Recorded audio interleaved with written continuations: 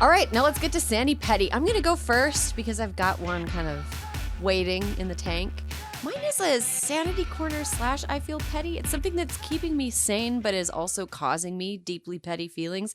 And that is Peacock original series Poker Face. What?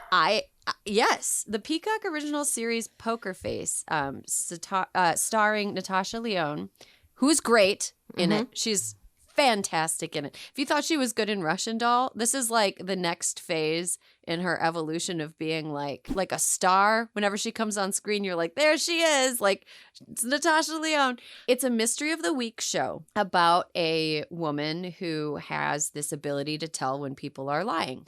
Here's what is keeping me sane. It is like endlessly watchable. It is so fun. Every episode is like kind of a self-contained world. There's an episode with Judith Light in it, and it is so good. It is so good. The thing that I'm feeling petty about is that it is really inconsistent in terms of quality. Like, I am along for the ride. I'm on. I am in. Yes, 100%. Totally. I love this. Love the vibe. Love the way it's shot. But the quality of the episodes are just like wildly variable. Like, the first episode is amazing. The Judith Light episode is amazing. There are other episodes where I'm like, I completely do not buy into the premise of this show. I do not buy into the premise of this murder. I don't buy the performance of this person. And despite the fact that it has very obvious flaws that you just cannot ignore. Some flaws are so obvious that you're just like, I need to take a break from this episode because it's like too annoying. But I always come back. So it is both my sanity corner and my I feel petty. And I think part of it is honestly because Natasha Lyonne is such a star. And I absolutely love her in this role. She's so much fun. I would pretty much watch her do anything. I feel like this show has let her be. The character is like a lot of fun, super funny. She is just like, her timing is so good. Like, everything that I liked about her in the first season of Russian Doll, I like triple love about her in this show. So if you have Peacock, this show is actually, I think, worth getting Peacock for if you don't have Peacock. And I got it for Peacock. I got Peacock for Poker Face. Oh, you did? Alyssa, what do you think of it? The jury's still out. The first episode, it is. The first episode was great, but it's like, I don't know. I'm like, I feel like I really have to be in the mood for certain shows, and I feel like when I watched it, I wasn't really in the mood, and so I'm gonna start over, to be honest. Okay. It's interesting because it's like basically it came out of the idea that somebody said during pandemic, Natasha Lyonne should play Columbo in a reboot. Right. And I had never watched Columbo, but I've never seen a show where like they show the crime first. Like, you see what happens. You know what happens as a viewer the whole time. And then the fun is watching her figure it out. And so that's an interesting like conceit to me because I had never watched Columbo or anything that was really like that. It's fun. I'm really enjoying it. It's a good, like, after the kids are in bed show. Oh, no. I show it to my kids. They need to see that. No, I mean, they can see it. That's totally fine. You want to get your kids acquainted with murder early so that they do not themselves be murdered. No, it's like an after the kids are in bed show because it's, like, not stressful. It's all wrapped up in, like, the one episode. For the most part, except there's like an A plot that carries over from the first episode throughout the season that sort of is like this, like, danger pursuing her. But like it's not too stressful. It's not scary. You're not gonna have nightmares from it. I like get nightmares from scary movies now, so I can't do scary movies before bed. So it's a lot of fun. Alyssa, are you going to do Sanity Corner or I Feel Petty this week? I have a Sani. Nice. And it's really a thank you to our listeners because this week is the 10th anniversary of my Oma having passed away. And her gift to the world, among many things, was making her strudel. And so many of our listeners had sent recipes and I found the perfect recipe. My mother agrees. My dad agrees. And so for our birthdays this week, I made strudel. And for the anniversary of Omi's passing, which is the day after my birthday, because as a true German Frau, she waited until the day after my birthday to pass away so that it would not be on my birthday. But we had it and it was such a joy. I saw my mom last night and I brought her the strudel and it was just like, it sounds so silly. It just brings us such joy. It's like she's there with us, and I would not have it. We would not have it were it not for everyone taking my call for the recipe so seriously, specifically about how there was like sour cream involved and it's not crispy. And so anyway, several listeners sent in recipes that I basically smushed into one, and it is perfect. So thank you. You made my week very sane. Oh, that is such a good story. That was It's so lovely. It's like so nice. It was like a 2-year-long strudel hunt. I'm sure there's like that might be a German and word. Hysteria listeners got it down. They got it done for us. They figured it out. Mm-hmm. Amazing. Okay, Julissa, are you feeling petty this week, or do you have a sanity corner? Well, I don't know how to follow that. Now I feel like I should be warm and fussy and tell a good story. No.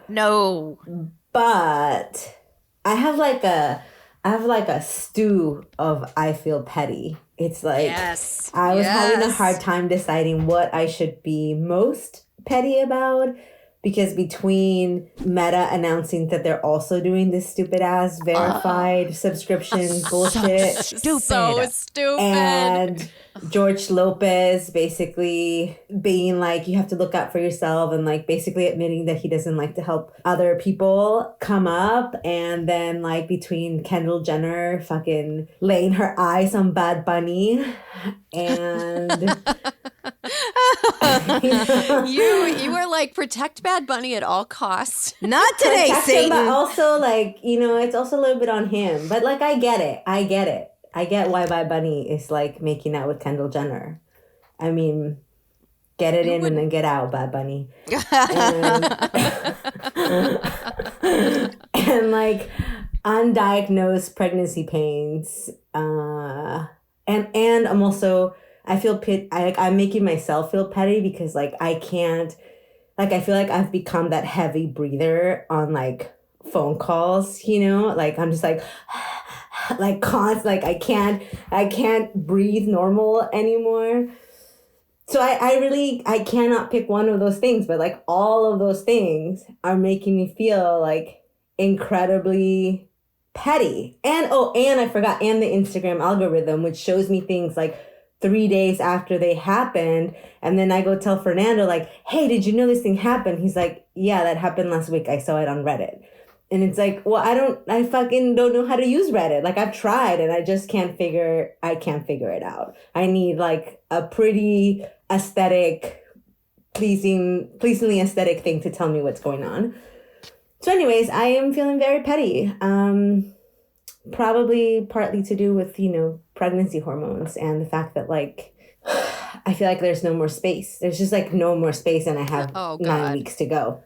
Dude, yeah. So, oh my gosh. I relate to this so hard. I hear you. I recognize you. I acknowledge you. That is so real. I remember in the end of pregnancy, I was like terrified the whole time. Even though I like acted cool about it, I was not cool at all. I was terrified the whole time. And you get all these weird symptoms and you Google them. You go to Dr. Google and Dr. Google is like, well, it could be this. Which means, which is totally normal, or it could be this, which is the worst thing in the world. And we just don't really know. And we just can't really test for it. Yeah. So you're just kind of on your own. Yeah. And it's like, well, your choices are go to the emergency room, go to labor and delivery. And I did go to labor and delivery this week because I was like, I don't know what this is. And if I could just call my doctor, that's what I would prefer to do. But since my healthcare, like I don't have, there's not a phone number that I can call directly and call my doctor. Yep. So it's like, okay, well then I'm going to go to labor and delivery, even though I don't feel like I'm about to deliver this baby. Yeah. But it's Kafka-esque. Everything is like, call your doctor, but your doctor's like, don't call me. So it's just like, message me. Okay, I messaged you and now it's been a week and I could have died in that week. They tell you to message through like the portal. Oh my God. And it's like, okay, I messaged you, but now it's been a week and I haven't heard from you. And, luckily I have other resources. Like I have a doula and, that are helpful. But anyways, Is this your first one, Julissa? Yeah, my first one. Congratulations. Yeah. That's So exciting. I probably need to like go for a walk and then take a nap and then try to try to reset my Reboot. thinking, reboot, and Control, try to wake Alt, up delete. more A positive. hard reboot. That's what a walk and a nap is, a hard reboot. Yeah. Kara, are you feeling petty or do you have a sanity corner for us this week? I guess I'm going to go sane. I honestly can't remember if I've done this before, but I'm going to tell you that, listen, you're talking about nightmares and everyone's talking about The Last of Us. I cannot watch that show. I got a glimpse of what one of the zombies looks like and I was like, absolutely hard no. That like, my husband's like, it's fake. It's based on a video game. I'm like, I cannot get images like that out of my head. I don't want that. And so I go the other way, and at the risk of alienating all of your highbrow listeners, I am a huge Real Housewives fan. And I feel like throughout the entire pandemic and having second kid and feeling like I have no time to catch up with a lot of the prestige television that everyone's telling me to watch, the thing I am always caught up on is the fucking Real Housewives. And one of them is on Peacock, The Real Housewives of Miami. And I'm telling you, these ladies are insane, but there is something really nice about, like, they're in Florida. You can feel it's warm. They're all wearing bright colors. They're all crazy. They're fighting with each other. Like, I do think like that you could probably read a lot of like feminist literature about the Housewives and how it's bad, but I do think it elevates the stories of older women in a way that we never see on television. And I think that and like it allows like women of like a quote unquote a certain age, like just women over 30 to be like, you know, have sex issues and like look sexy and be getting divorced, getting remarried, having babies. Like, I don't know. It's just kind of like a thing you don't always see. And it really feels like a warm blanket over me when I'm at the end of a day where I've maybe ingested too much. I've been participating in too much collective grief or I've seen too much news. I'm like, at least I can watch the ladies on Potomac scream at each other in a really funny way. So that's my sanity. I don't know if I've already done that on this podcast. Please feel free to DM me directly and tell me that I'm a non-creative bitch.